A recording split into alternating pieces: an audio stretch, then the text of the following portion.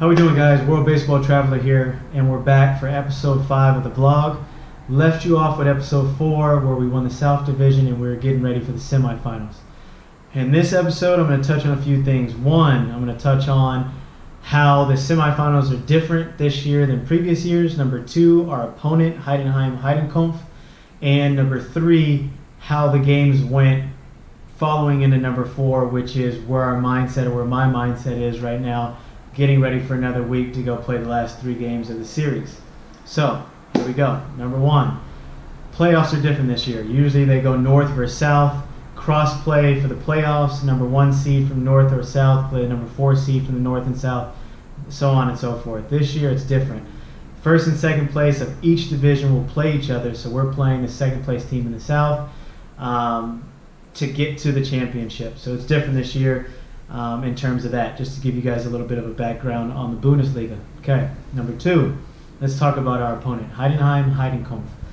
If you don't know anything about them, they are a powerhouse team in all of Europe. They've won it, I think, maybe 4 out of the last 5 years or 6 years, whatever that exactly is. They're good. Okay, they're always in the mix. They're always winning championships. And the reason why they're good is because they have a good veteran team. So that's what we're going up against. Now, let's talk about how we went. Semifinals day. The time is it? The time is it? Let's go! Semifinal time, baby! Game 1. So game 1 Saturday, rain, wet, cold, but us being a younger team, we were excited. We were excited to take on the challenge. We were excited to get out there and play some of the best baseball that you can play, which is in the playoffs. So we took the field with a lot of energy. We ended up winning game 1. We played great defense. Our pitching staff, which has been a solid thing for us all year long, really did pitch their butts off, kept us in the ball game. And then our lineup just kind of exploded around the middle part of the game. So we faced Bosenbrook, which was an interesting experience because of what he means to Regensburg. But we hit him pretty well. They then brought in the lefty Cuban guy who was pitcher of the year last year. We hit him pretty well. We ended up winning the game 7-3. I've posted about it before. That was a big day for me. First game in the playoffs for Regensburg. Was blessed enough that my hard work paid off and hit 2 home runs in game 1. My first home run was in a big moment, 1-1 ball game. Alexander Schmidt, who has been setting the table for us at the top of the lineup, and like I said before in previous vlogs, he's given me very comfortable ABs. So does a really nice push bunt in the rain, which is a phenomenal high level, high experience, strategic play at that point in the game, knowing that maybe he wasn't seeing the ball really well, but he can still have an impact because he can handle the bat, push bunts. Guy makes an error, flipping it to first base. He ends up on second base. Now here I am getting a chance to hit in 4th inning with a man on second base and a chance to take the lead. He went first pitch breaking ball, second pitch down and in fastball, third pitch hung a changeup, and I went dead center. Just stayed on it, stayed inside of it, put a good swing on it, and good. Gary Owens, der schaut nach oben und tschüss ins Bädersaal. Devin Ramirez mit dem Two-Run-Home-Run. Die Legionäre gehen mit 3-1 in Führung.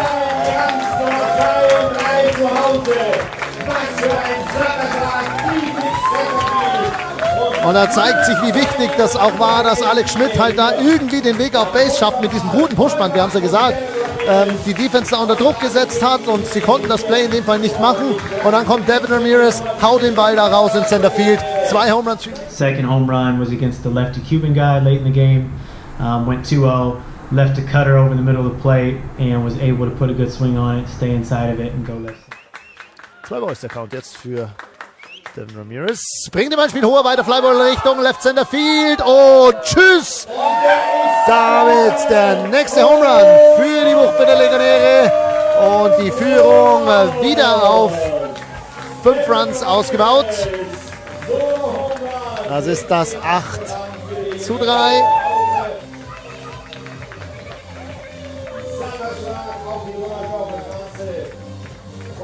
Den schauen wir uns gerne nochmal an.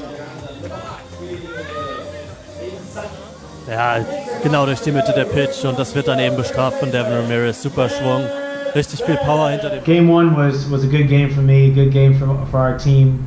We hit really well, and we won game one. Game two. Game day! What's up? Was a bit of a different ball game. In my opinion, we didn't play our best baseball. I had talked to another veteran guy on our team, Matt Vance, has been here for a long time, and there was one thing that, now I'm not trying to take any credit away from Heidenheim. They're an excellent team, they're a great team, but I believe in my guys. I believe in the team that we have. I believe in our roster. I believe in the hard work that we put in. I think that we are the better team. But when you play a team that has experience, you cannot give them extra chances to win a ball game. What I mean by that is experienced players, when you make errors and give them extra outs, when you don't make the right play, when you don't score the runs, when you have a chance to score the runs, and you allow them to get extra chances to win the ball game, veteran players, they come up big and they find a way to win the ball game. So that's kind of the storyline for game two. Uncharacteristically, we made a few errors. We also had some opportunities to score some runs with men in scoring position with nobody out. We didn't execute, and because of that, we lost the game 5-4. We could, if you watch the game, if you know anybody on our team, we could talk about some spotty calls by the umpires. But me personally, I feel like that's part of the game, man. Umpires are going to make good calls, bad calls that might go your way, might not go your way. At the end of the day, we've got to be able to look in the mirror and look ourselves in the eye and say, hey, what could we have done to take it out of the umpire's hands or take it out of the other team's hands and handle business and win the game because we had an opportunity. And that just came down to executing. We just didn't execute to the best of our ability, didn't play our best baseball, and ended up losing 5-4.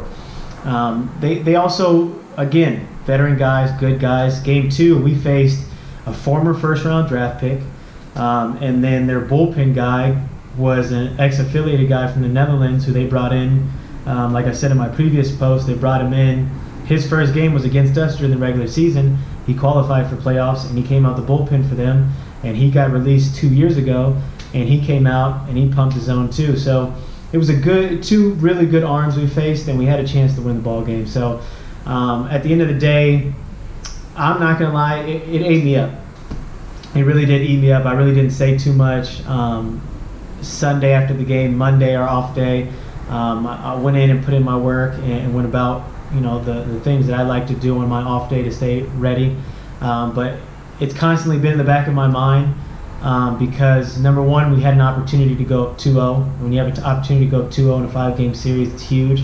But that's, can't cry over spilled milk. You know what I mean? Like that's in the past now. In my opinion, we just need to really focus in on just taking care of the baseball. I know we can win this essentially what is now a 3-game series. I know for a fact we can win it. I'm very confident in the fact that we can win. It's just going to come down to us staying within ourselves, making the routine plays, battling at the plate, because what we have as a team is a complete team. We have several arms that can pitch. We have several guys that can hit. We have a complete team. So not one individual player has to step up and have an amazing game or play crazy or go off. We all just need to play our game. And when we do that, we play really, really good baseball, and we're a hard team to beat. So that kind of segued into the fourth thing that I want to talk about, and that's just kind of where my headspace is. Two other things I want to talk about that have been sticking out in my mind is, number one, this team reminds me of two teams that I've been on in the past. One team we came up just short of winning the championship, and another team we did win the championship. But what I see from now being 31, being an older guy, and seeing how we have similar traits from these championship teams that I've been on or I've seen, is we have this togetherness, we have this team unity, we have this brotherhood on this team that allows guys to play better than expected. Because in my opinion, when you put up good numbers, or when you have good games, you have good games because when the game is on the line, it's not about you personally wanting to be the guy. It's about you not wanting to let your brothers down or you wanting to come through for your brothers. So that's one thing that I see this team has. And I'm really excited to see us bounce back and get after it this weekend because I know a lot of guys don't want this journey to end. That's one thing I think why I was, for lack of a better term, upset or bothered is because I don't want this journey to end. I don't want this weekend to be my last weekend of this season playing with these guys. I want to milk it for all it's worth. I want to get every single week, every single practice, every single swing I could possibly get out of this season and this experience, this being my first year in Regensburg. So without getting too deep, that's just kind of where my headspace is. Just don't want this journey to end, man.